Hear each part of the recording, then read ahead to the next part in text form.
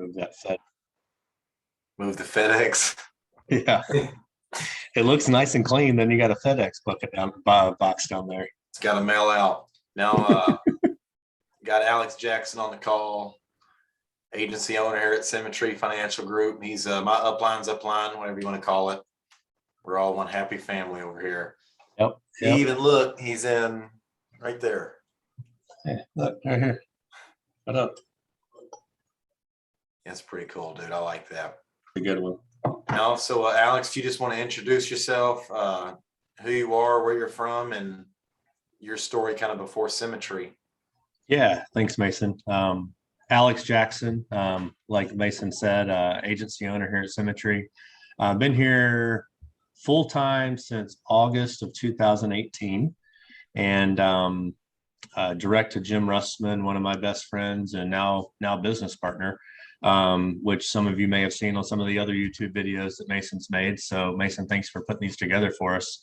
But I before coming to Symmetry, Mason, I was in the car business at one point for about 8 years, and then in corporate America for the 3 years prior to coming here, and also in the Marine Corps for 7 years with like 2 deployments prior to getting into the corporate world and into the car business. So it's been a fun little adventure. Married, got 4 kids, been married now for going on 12 years. Got a 2-year-old, a 4.5-year-old, an 8.5-year-old, and a 10-year-old. So it's a full house. It's a fun life, and being now with Symmetry, we get to actually enjoy the family and enjoy each other versus just having so much time, it seems like, at other places with just working all the time and not being able to actually enjoy the family time and the money that some people make. So hopefully that answers the question that you're looking for. You usually got to trade time for money or money for time. That's what it seems like. 2 positions. I mean, like before I came here, Mason, I was, I was working easily 50, 60 hours a week. But with the position I was at before, I was an executive trainer for a big Fortune 500 company. It was work from home, but I was gone 2.5 to 3 weeks every single month on a plane in a different city, training and doing all this stuff all over the place, which on paper sounds really nice, right? Like you get to travel, you get to see all these different cities. No, you don't. As soon as you get there, you're in a city, you're in a hotel, you go do your training. By the end of the day of 8-hour, 9-hour training, I was back in the hotel and crashed, right? So it was, I'm glad that Jim introduced me to this opportunity. And how long did it take you to get to agency owner? So I started, like I said, full time, because I was super, like almost like a hobby, like in the first few months prior to going full time in August. Because I was like a lot of people probably watching this video, man. I was, I'll answer your agency owner question, but like a lot of people that watch these videos, they're probably like, well, I don't know if I can go full time with something that's quote commission only. That's what I was going to ask after this. Yeah. They're scared about it, right? Like they think, oh, I can't go commission only. So, and I was in the same boat for a little while. I was like, well, how am I going to go to something where I don't know what I'm going to make? You're not guaranteed any hours. Not guaranteed, right? But what we are guaranteed here is the ability to work hard and make an income and then get to what we call an agency ownership. So it took me from August of 18 until basically August of 2020, during the middle of the COVID pandemic. We became an agency of now going on 20 to 25 people or so actively in the business. Probably about 16 to 17 of those that are actively writing business and growing. But yeah, it took me right at 2 years to become an agency owner, because the part-time stuff I don't really count. But 2 years of full-time being here. And I tell people all the time, Mason, look down, keep your head down, do the work for 2 years. You're going to look up and go, what happened? And that's exactly what happened. You see it now where a lot of people are kind of bypassing it really quick. You see like Kevin hit it in a year. Obviously that's help with upline. Yeah, and that's great. I mean, it's awesome to now get to the point to help people get to those positions faster, because the system at Symmetry has become so in the last year since we systematized. went virtual, it's Yeah. exploded. Yeah, it's so fluid. It's so like, Because you guys were only in homes. You guys were only in homes before COVID. Yeah, I was in when I started in 18 up and through really, I mean, really it was St. Patrick's Day of 2020. Because I remember it like it was yesterday. We went as a company from 100% in home to 99.9% virtual, literally over a weekend. I mean, I remember having a conversation with an agent of mine at the time, and she said, "Hey, my husband has cancer. He has heart issues. I got some heart issues." So she was talking about herself, and she said, "I can't chance bringing something back if this thing's as bad as they're saying it might be." And I was like, "Well, let's just do stuff on the computer." Like, we had never done it before. This was even prior to Symmetry creating everything virtual that we now have. So it was interesting, but man, it's to be able to go to as many places as we want to, states wise, as long as you have a license, and help as many families as you want to. It's really changed the game. It takes out excuses. There's no excuse to not having the amount of revenue you want. I guess you can call it. You can write your own checks here, and if you want to work later, get some stuff on the West Coast or. Yep. Yeah, I remember speaking of the West Coast and like working different areas. I mean, I think I have 27 state licenses now. I remember right in the height of the summer of last year, in 2020, we had, you know, when the height of the COVID stuff was there. I remember in one day I did 5 appointments in 4 different states. One was in Florida, one was here in Illinois, one was in Iowa, and one was in Hawaii at 10:30 my time, because it was only 5:30 his time, and it worked out like perfectly. So, you know, as far as like being able to work literally Brandon and Casey call it borderless, you know, states, borderless ability to help families in anywhere. You just got to be willing to put in the work, you know what I mean? Except Kansas and New York. Except Kansas and New York. They're stay out of that. What have been your biggest struggles here at Symmetry as far as after agency on? Like, what have you noticed, like downfall wise, or struggles or hardships you have to go through now to get to the next level of leadership? Yeah, so, you know, once you get to that level of agency ownership, which we can maybe explain in a little bit here of what that means, but I think the hardest part is when you get to a point where you've hit like what seems like a level, right? Not even a plateau, because it's a continuous upward movement, but you've got to this, you know, quote, victory. And I think the struggle that I'll speak to the masses, then I'll speak to myself. I think the trouble that a lot of people fall into, or the struggle that a lot of people fall into, is I made it, but really it's really just the beginning, right? Mm-hmm. And so it's because it's the beginning to a lot potentially quicker and more active future growth. And so I think the struggle for me is, it was, and sometimes continues to be, is making sure I'm being the right leader for the new people that are coming in, for the people that are currently here, and that need different styles of leadership, and making sure to lead those people into becoming better leaders and becoming producers and builders. So if they're choosing to do the building side, to help them build a business that's going to get to a point where they can turn this into becoming an agency owner of their own. So I don't know if it's necessarily a struggle, but it's something that's a challenge of, I said 25, you know, agents and 16 writers. You know, I want to have 3 to 5 key leaders and agency owners by the end of the year. And so I think the struggle is, am I doing everything I need to do to get people? 1 second. All right, someone was calling me from the hive. No, so what, you want to explain what an agency owner is? Yeah. So and then explain why it's different from other IMOs as far as agency ownership goes, because that's a big difference when you look at other companies. Right. So what an agency owner is, it used to be called agency manager because it wasn't an ownership at that point. And the part that people get confused on is, well, I get to manage a team. That's fine. You can manage a team, right? But here we have the ability contractually, when you hit the level of agency ownership, which is done by production and by having and helping people produce, you literally sign a new contract, which some people hear the word contract and some people will take this and tear it apart and say, oh, a new contract. Why'd you have to sign a contract in the first place? Our contract is a good contract to have, unlike some other companies that are out there that say, I don't have to have a contract at all. That's fine. That's great.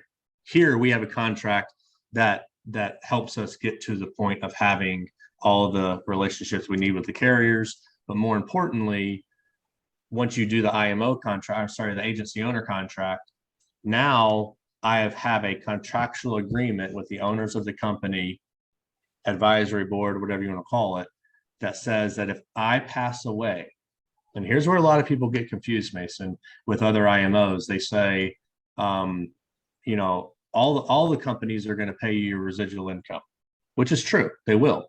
If I pass away and I've got a policy I wrote for Joe Schmo, you know, Mr. Whole Life, my family, I'm not going to stop getting that money because I die.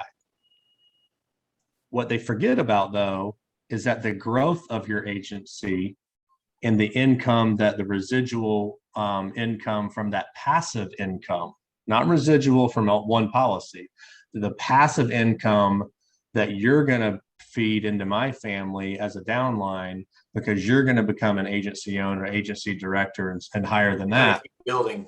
It's going to keep building. That's what these other IMOs, and we don't need to drop names, but that's what these other companies will try to say, oh, well, you shouldn't have to sign a contract, and oh, you're going to get that money regardless. Well, yeah, no, you're going to get the money. Then their agency is absorbed or goes Right, back to the company. right. You're going to get the money from one insurance policy. Correct. 100%, man. You're going to get the money from one insurance policy from a family you helped before you died.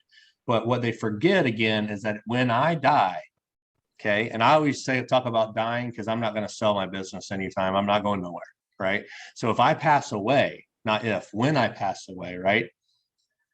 My wife, Sarah, and then the kids down the road will literally inherit contractually, generationally, the income that my agency will continue to produce. And a year from now, they'll be making more than it was when I was here, because you and David and Jay and Damon and all the other folks that are within the company, Mel, Brooke, and they're within our little agency, they're not going to stop growing or stop building or stop producing because I'm not here. If anything, because we're so much of a family, you guys will probably step up higher to the plate, because you know my kids from the Zooms and the trainings, and you know Sarah from conferences, and you guys are, if that happened to me sooner than later, God forbid, knock on wood, you guys are going to step up to the plate and probably have the best year and time that we've ever had as far as income wise goes, to help support my family. That's what other companies forget. That makes us, don't forget, they neglect to talk about what makes us different. And I notice a lot of advertising from certain IMOs that will high comp, come over here for high compensation. And what they fail to realize is your compensation level, it doesn't matter if it's 70 or 120%, it matters what the carrier is going to pay you. So it's all nice starting off at 100% somewhere else, but if the carrier isn't advancing you as much as they are here, right? That compensation there's that's a good point. There's a few different pieces there, right? So there's a difference in contract level with an IMO and commission level with an insurance company. Okay, so that's the first piece people forget about. There's commission level from the carrier and there's contract level from the IMO. Okay, so yeah, we start at 70%. Other IMOs say we'll give you 120 day one. And that's what they fail to realize. You're only getting paid 25% on this product compared to us getting advanced maybe 75, 80. Right. And they don't really making the money at that point. Right. And here's the other part. what we also fail to be talked about, what also gets failed to be talked about, and is what is the cost of doing business? Because yes, for those of you watching, we pay for our leads. We get the opportunity to invest in a business strategy of purchasing leads to help families who are looking for help. Yeah, I versus did an just interview. not I did doing an that. interview yesterday, and it's like, well, I have to buy leads. No, you don't have to. You can go do warm market. You can go door Right. knock, do whatever you want, bother Yep. people. You get the opportunity to invest in leads. Yep. Yep. And our And leads so typically beat out a lot of other companies. that's exactly what I was going to say. So that. what we have to remember is that not only do we have the lead program, I would argue, and I don't know because I don't really care what the other IMOs say or what they do or don't do, but I don't know what their cost is, but I really don't care. Because when I look at the fact of how much I spend in business, right, in business advertising expenses for leads, and what I make, and that net number is all that matters. Because the relationships that we have with the carriers to get business issued, to write good business, the training that we have to help our agents write good business, keep good business on the books, and help new agents not only write but also build a business if they want to, and use that business income for building profit is I mean, that's I think what sets us apart. That, and the carriers will come on meetings, whatever like that, for personal training for us, and they will straight tell you that Symmetry agents write the most business with that carrier. At a company with around, what is it, 5,000 something agents compared to 50,000, 100,000. Right. Yeah. And when you talk about lead cost, you look at someone writing 40 grand a month, they're probably spending $1,000 a week in leads. You watch videos on YouTube of other IMOs, these people are spending 3 to 4 grand a week on these leads, and we're still reaching them first. Yeah, the net profit has to, at the end of the day, if you're watching this and you're wondering, am I looking at the right company or should I go to this other one because they told me I'd get paid more? It doesn't matter if you get paid more if the leads cost 4 times the amount, right? 100% of zero is still zero. Yeah, issue paying 40,000 a month is all nice, but not when you're spending 20,000 on leads. Yeah. Yeah. So, I mean, it kills me when I run across those Facebook ads, and I want to get some of those people in here just for outside of company, just compare apples to apples. I think that would be fun. Yeah, the unfortunate part is they won't do. They won't do. Agents don't realize what they can have here. Right. Yep. And so I mean, it's a business. Here's the thing. This business is simple to do, but it's not easy. Okay. And a lot of people, I said this to an agent that I was hiring this afternoon. I said, do you know what the difference in simple and easy is? And she tried to explain it. She did a pretty good job. I said, here's the difference. When something is simple, the task at doing it once gets done with simplicity, right? Like digging a hole. You stick the shovel in the ground, get the dirt out, you move it over here, and you do it again. That's a simple thing to do, right? Hole, move, dirt. It ain't easy to dig a hole, though, a big hole, right? Because you have to do that one simple task over and over and over and over, right? But for some people here picking this up, yeah, it's like simple. It's simple, like a 50-pound right? Dumbbell. Yeah. It's simple to do, but it's not easy to do that simple task a lot. The stigma behind it. Yep. So it's simple, but it's not easy. And I stole that from someone else. I don't know who said it first. Well, we steal with pride here, so we do. We don't really care. Yep. What else, man? What have you known? What have you done to kind of bring successful agents in your agency? What, like, maybe not going into proprietary stuff or exact details. We don't want to give away any, not necessarily secrets, but the other IMOs maybe. What have you kind of just noticed in broad detail of agents in your organization who have been successful, like kind of some of their habits or their agendas? What kind of routines are they in? Calls? Do they show up or not? Like stuff Yeah, I like think that's a good question. I think the biggest thing is what we call plugging in, being present. I don't remember who said it originally, but being a squeaky sponge, right? Being a squeaky sponge. If you want to know what that means, put some comment in the chat to Mason and he'll send it over to you in the comments. But associating with people that are like the people you want to be like, or that are the people you want to be like, and who you aspire to be at with that level or that, you know, type of person. And really just continuing, like always reaching out, right? Reaching out to the person that is your sideline, upline, downline sometimes. But I think great communication is probably the key to success. Yeah, there's a lot of I'd say support in our agency. There's a lot of camaraderie. I'm not going to knock any other agencies, but you hear these failure stories and horror stories about Symmetry and just insurance agents in general. And when it comes out to be is either I didn't do the work or I didn't have the support system I needed. That's why a lot of these people burn out and their agencies collapse, whatever. But how do you feel we kind of differ from other places, especially under like the whole Weagle organization? Yeah, so I think at the end of the day, to one of your points there, I think every all the agencies within Symmetry have phenomenalness behind them. I think the problem is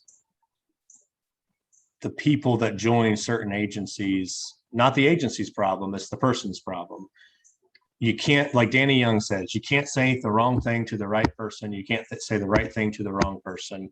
People who aren't willing to do the work or aren't willing to do this or do that, they're not going to make it regardless of. You'll have those people. In most cases, I should say, there's a asterisk on here probably.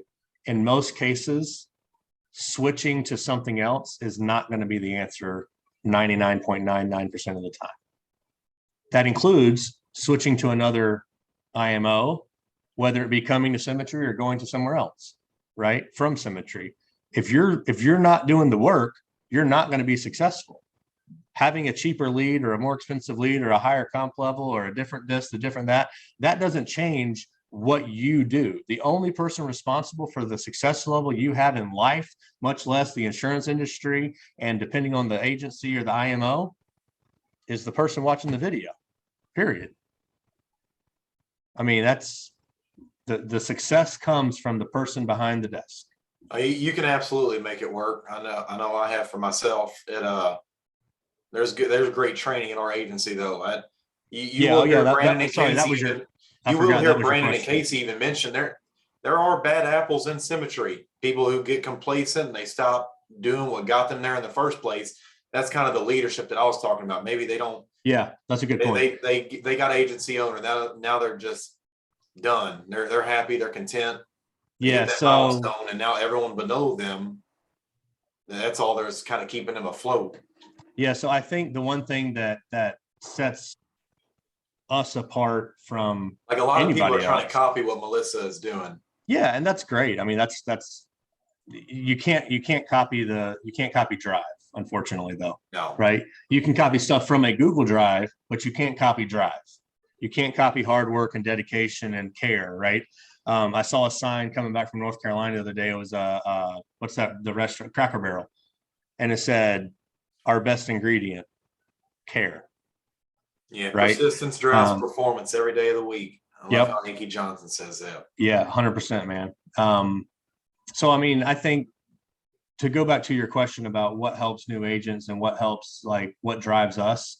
I think it's the fact that there is so much dedication from not only just our master agency level, but each of the agency owners and even key leaders continually putting into and learning and developing and driving the ship when someone else is unavailable or can't, it's not just, oh, let's cancel the call, someone's not available. It's, hey, let's get the next leader ready to train, and do it by just diving in the deep end. Here, go for it. Yeah, And there's then never a because they've milestone. seen it There's so always much. something to do. There's always Yep. something to do here. Bring somebody up or Train someone to come up or whatever it might be. Yeah. a lot Yep. of leadership building in here. 100%. What would kind of be your advice to any newer agents looking to build something, like not necessarily go down the producer route? What would your advice be to newer agents or anyone just outside looking in? Maybe this guy's a mechanic just wanting something new for his life. I don't come from any sales background. I just wanted something more fulfilling. Right. What do you recommend for newer people outside looking in to kind of build here, be an agency owner and above? I think one of the first keys is, our chief leadership officer here says this, is knowing yourself to lead yourself. So you got to figure you out first. Once you figure you out, then you can help lead others to the spot that they want to get to. So I think my single word of advice would be develop you, and that can happen while helping develop others. But you got to put, and this might sound weird to some people, but you have to be selfishly unselfish. Right? So what I mean by that is you have to be willing to go to training events, to say a conference, to reading, to how important are those calls, like the conferences? How important is it to, even if you can't afford it, go write extra business, go sell another policy? I hate even using the word sell. It's not what we do here. But how important are those in-person conferences, especially breakouts, whatever? Well, put it this way. The importance level is going to be different for every person, but for me, it's a non-negotiable. Yeah, for someone that is serious about building an agency here, it should be a non-negotiable. Yep. And that has to come from up here for that. Like you can't afford to miss it. Right. And again, I don't know who said that originally the first time, but if you think you can't, in our call. Yeah, if you think you can't financially afford to go, you probably need to be the one that's there the most to learn how to make the financial ability to be at the next one as well. Yeah, that applies to the same people who think, well, I only got $1,000 to my name. I can't afford to quit my salary job or leave this. Like it. Me and you were both in similar circumstances. We kind of just said, F it, and just came over here. Yeah. So I'll give my quick start. I don't know how long this is you want this to be, but so I left the job I was at. I was making $110,000 a year. Some people are watching this going, holy crap, that's a lot of money. Some people are going, that's nothing. But I was making 110,000 salary. Not afraid to say it. I've said it 100 times. And I put in a 6-week notice on where I was at. And that was on a Wednesday. HR called me on a Friday, said, today's your last day, turn in all your stuff. So over the weekend, I turned in the car, bought a vehicle, got health insurance. Sarah was pregnant, so I had to get Cobra insurance, bought leads. You went into debt to come over here. I mean, I picked up $1,957 of bills before leads to come be here. Okay. That first year, and this is not a record of any type, but I'm still proud of it. My first full year here, on $23,000 of leads, 23,500 to be exact, I wrote $329,000 of APV for 429 applications, issued 70% of it, and ended up making after lead cost about $117,000, and had more time with my family. Got to go on some different vacations and trips with the family because I was able to work from home no matter where I was at. And then did about the same thing last year during the pandemic while building a agency and becoming agency owner. And now this year, just to give you a perspective of where things are going, this year we're on pace to do right at 1.1 million as an agency. So, I mean, so $3 grand a month as an agency for volume. 3 quick years can be pretty life changing. Well, it's even quicker now. You notice that with it's so duplicatable, it's stupid. Now you can't mess it up. Like one of our highest mentors here, one of my, I consider him a good friend, Marshall Wayland. He always says, if you can't be trained here at Symmetry Financial Group, you cannot be trained anywhere.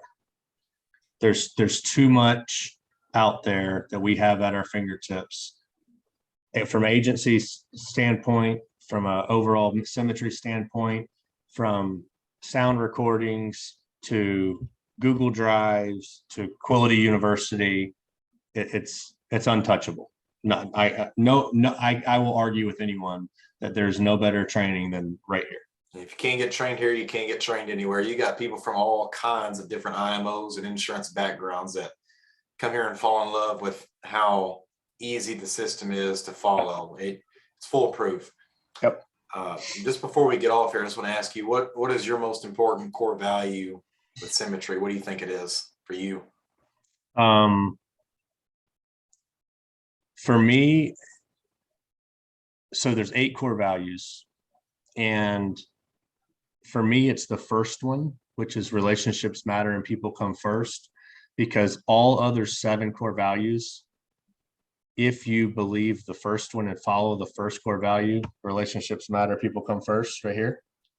If you believe and follow that one with your heart and your mind and your whole self, all the other core values are going to fall into line. You're going to pursue personal growth. You're going to do good in the world. You're going to have open, honest, and productive communication with people. You're going to have fun and get stuff. You're going to, give back. You're going to, all the other core values are going to happen if you put relationships first and know that people matter. We're in the business of dealing with people, not objects. So, yep. Alex, 100%. I appreciate you being on here, man. I think this will be helpful for the new people. Yeah, we got to get one. We got to get one scheduled so I can interview you and ask the questions instead of you asking all the questions. I got to get rid of this FedEx package first. All right, thanks, man. Hey, thanks, buddy.